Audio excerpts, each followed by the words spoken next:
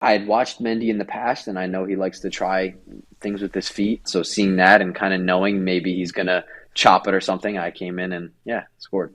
When did you exactly in that run-in make the conscious decision to go no look? Honestly, I didn't even try to do a no look. It was more being scared that someone could be coming behind me. I had to really make sure that like no one was coming. But it did look like a cheeky no look. I will say that. It was a very Yeah. cheeky no look. You look Yeah. like American Bobby Firmino in that moment. My guest today is one of football's most indefatigable young talents, a 22-year-old mophead energizer bunny who's charged through the ranks in fearless fashion from the Philadelphia Union Academy to Austria and that micro powerhouse Red Bull Salzburg, before becoming the second most expensive American men's player of all time, a $36 million move this summer, which led him to the Premier League and Leeds United, a place where he instantly announced himself to be the one true Port Royal Pele, a gent on a mad noble mission to prove that, in his words, Americans can play too. It's an incredible joy to welcome, who makes me feel tired just by watching him run. Coming to American Dreams, presented by Budweiser, it's the Metford Messi, Mr. Brenden Aaronson. Thanks for having me. I'm excited to be here. Oh, love for the game. It's never enough to get yourself to where you want to be. It also takes a huge amount of skill, hard work, patience, sacrifice, few bumps and bruises along the way. And your youth involved multiple commutes a week from your parents' home in Medford, New Jersey, across state lines to mighty Philadelphia, where you began to train with the Union's youth soccer club. Back then, spoiler alert, you were not the hulking, muscle-bound specimen we see today, but the core characteristics remained. Your speed, your engine, your willingness. You were behind the curves a little in terms of physical development, but you were still playing up with the U17s. Can you describe your mentality back then? Because I'm fascinated by these formative stories and some of the ways you learned to adapt to overcome the physical kicking. I mean, from the when you start to like around 10 or 11, that age, everybody's normally the same size. You have some bigger kids, of course, but at that age, I felt like I was flying. I was doing really well. That was a good time. And then I think it was from that 12, 13, 14, 15 age, it's just when I see all the other kids getting bigger, stronger, and faster. And then I'm just still the littlest one, and why aren't I growing? Why aren't I the one that's getting faster? So I have to pick how good I have to be on the ball. And I think that this is something that helps me today, even playing in the Premier League. It's such a big league. It's physically huge. Everybody's so athletic. So it taught me to think the game more than a lot of the other guys. God, I'm going to watch you now in the Premier League and just think of the voice inside your head being like, you can't do anything to me, Premier League players, that wasn't done on fields all over Philadelphia. That's true. Yeah, it's true. March 17th, 2019, you made your Philadelphia Union debut at Atlanta United, 18 years of age, playing before a crowd of 42,000 plus, and just a minute into the second half, with the game scoreless, something truly magic happened. A moment that so many listeners will join me in saying we've all dreamed of in our backyards. But tell us what happened. What went through your mind when you pulled your foot back to shoot? I mean, the game in general was crazy. I mean, the 10 that was ahead of me at the time and was the starter got a red card the game before. And listen, I don't know if I'm going to start the next game. Maybe he's going to put an older guy in, but Jim decided to give me a chance, and I was grateful for that. And Jim Curtin, the Philadelphia Union coach. Yeah, no, I mean, he was the one that gave me my initial chances. Getting on the field. To trust in youth players like he did in me was special. It's hard to go to a place like Atlanta United, third game of the season. You're not really getting points, and he decides to play me. And yeah, I felt like I should have repaid him on that day, and I did. It was a really special moment in your career. I watched this goal over and over. I've got to be candid. Just for the Guzan reaction. It was like watching you fell him like a giant bald redwood cut down by a kid with an axe. Elite physical comedy.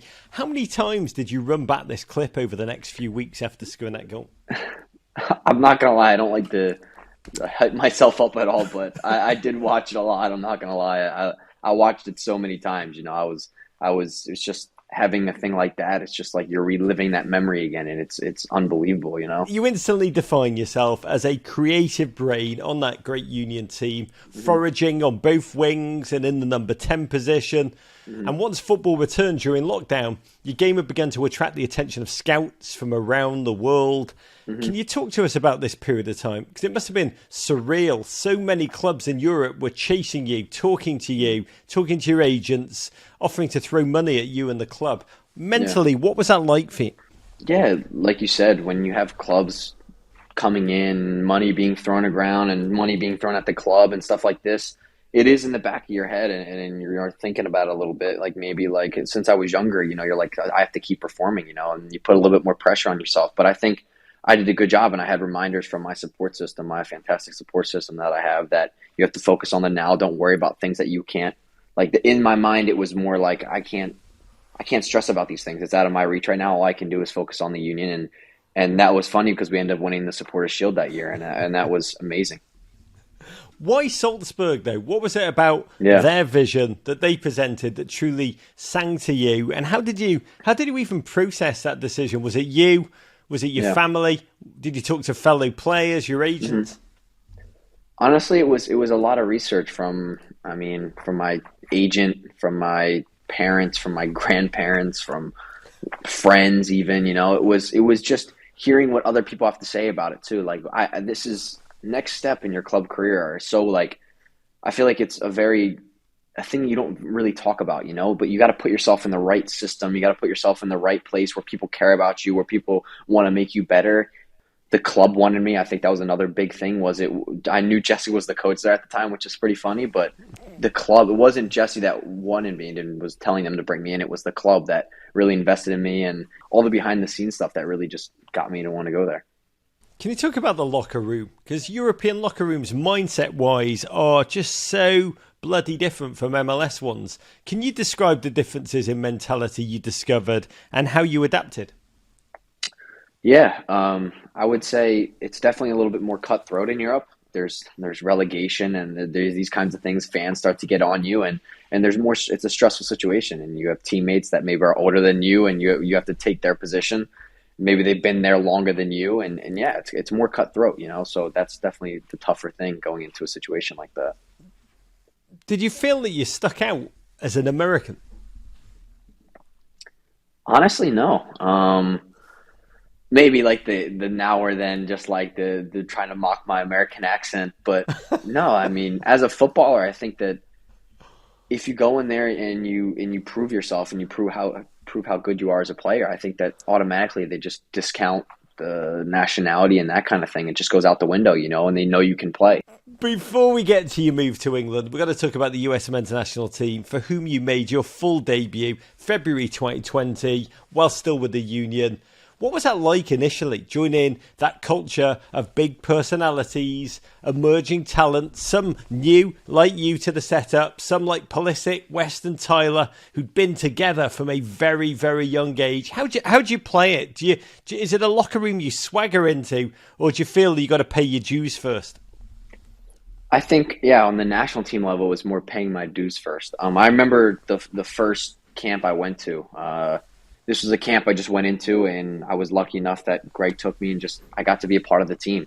I got to train with them. I got to see what it's like being on a national team level, and it really opened my eyes after that. And you don't really get that opportunity at a lot of other national teams, but to have it with the U.S. national team and be a part of like seeing Michael Bradley work in action, and then these guys that were like Christian and Weston at the time, it's unbelievable for a young player, and it really opened my eyes. And I went back to the Union, and it made me want to work 10 times harder.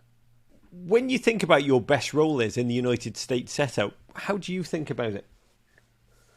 Hard question. Hard question, because honestly, I feel like it depends on the game for where I want to play. I think in the future, I feel like I can see myself as this box-to-box midfielder. So I think that 8 role honestly fits me well, and I think I can do it if I keep playing that position. But I also like playing more attacking as a winger, but more of an inside pocket winger. You know, I've played that a lot. I'm not an all and out winger, you know, running in behind and playing one-on-ones and stuff. So yeah, both positions fit me well. So it's not like it's also being able to play both positions. I think that helps Greg and in the way that you have to be be able to play different positions and help the team the best you can. And that's my role. And I just want to help the team and reach new heights.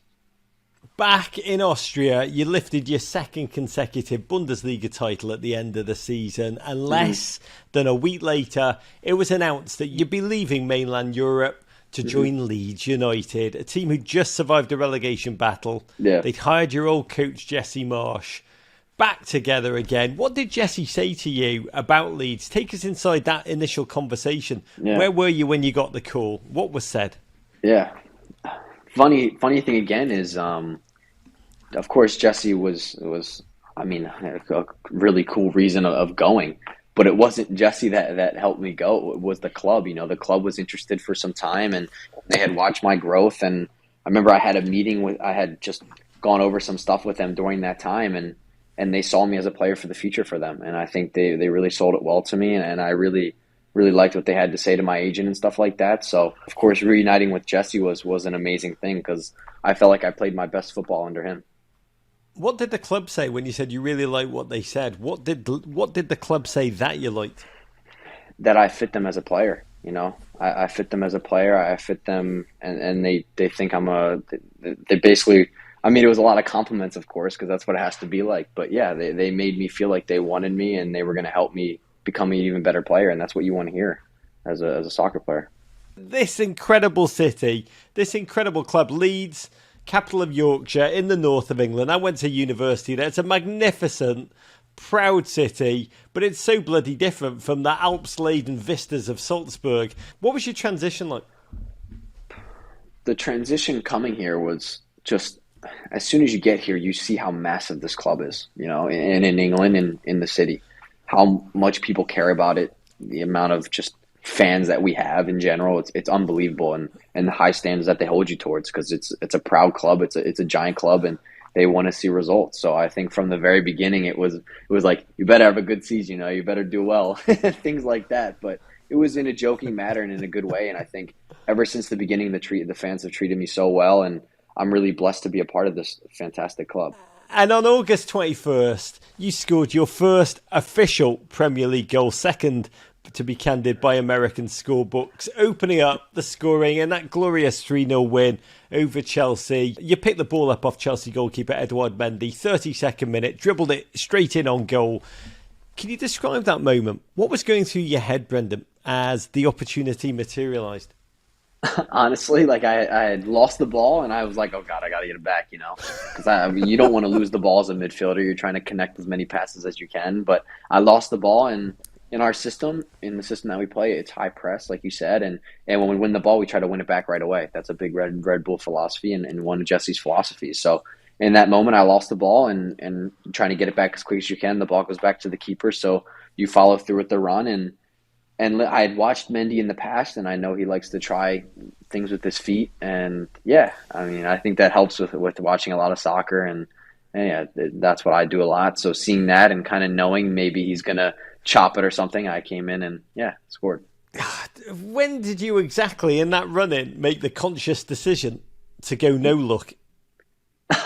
Honestly, I didn't even try to do a no look. It was more being scared that someone could be coming behind me. You know, I had to really make sure that like no one was coming, but it did look like a cheeky no look. I will say that. It was a very cheeky no look. You look like American Bobby Firmino in that moment. But when that ball crossed the line, how did it feel? Was it relief or pure joy? Yeah, I mean, in that moment, we had an amazing start to the season, and it was just pure joy because the way the team was playing and yeah, the way that we were doing, and to score the goal against a giant club like Chelsea, it was amazing feeling. And I think that I saw some stat about Leeds and the Big Six teams. We haven't been good, like stats wise, of winning these games. So to go up 1-0 at the time and to really get the crowd into it and get the team going, it was a big moment. I tweeted after that goal that it was such a big moment. It was the first time in our nation's history that an American player had scored an English men's top flight goal under an American manager. I mean, it's genuinely huge, and I hope that our kids' generation experience that almost as routine. And then you gave your interview post-match, said something which I truly loved. You said, it goes to show people around the world that Americans can play football too. Now, Brenden, American players for the last 2 decades, they have had a stigma around them. Teams and fans have seen them as lesser. Have you felt that and felt it changing? I definitely feel it changing, and when I had that interview and stuff like this, even when I'm thinking back at it, I think, yeah, I said that and I'm happy that I said something like that. But even besides that, I think we have so many guys that have paved the way over the years. And I think that stigma has gone away, even with, going back to Brian McBride, Clint Dempsey, Landon Donovan. These guys don't get enough credit for really being the front runners over here. And even before that, there were some guys that came over too. So I think that stigma is going away because we've had some great players playing in the Premier League and in other leagues around the world, and it's only going to get better. The Leeds fans embraced you immediately. There was a local call-in radio show. Don't know if you heard it, but they immediately said, "I love the Yankee Badger." And the Ellen Road and that Ellen Road chant rang out to the tune of American Boy. Come to Ellen Road and you will see him play. Signed from Red Bull Salzburg and he's here to stay. I really want to live in Beeston with you. You'll be my American boy. And that chant went viral. What did it feel like when you heard it ring out at Ellen Road? Honestly, it's a dream come true, to have, to have fans singing your name and to be having kids looking up to you and things like this. It's something that I looked up to other players, and that's all you want as footballers, to have kids have dreams of playing professional, and it stemmed from me looking up to other players, and I want to be that for young players. And yeah, it was amazing to hear something like that. The first World Cup game is on November 21st against Wales. Yeah. Can you take a moment, Brenden? Can you visualise with me that tunnel at Al Rayyan Stadium as you clatter down it, the noise of studs, the roar of the crowd as you take the field, the knowledge that the entire planet will be looking at you as the American national anthem strikes up and you're about to play your first World Cup game ever? Tell us, Brenden Aaronson, what emotions do you imagine you'll be experiencing in that moment? Yeah, that would be a dream come true. I really have dreamt of that for such a long time, and to really, be a part of things like that would be a dream come true. Listening to the anthem while standing out on the pitch and hearing the fans and just wanting to make my family proud and the team proud and do whatever I can on the pitch. I think that is the reason we play, is to have moments like that. And it's something that, if happens for me, will be the most amazing thing in my lifetime, and I'm just really excited for it. Subscribe here for more Men in Blazers videos and courage.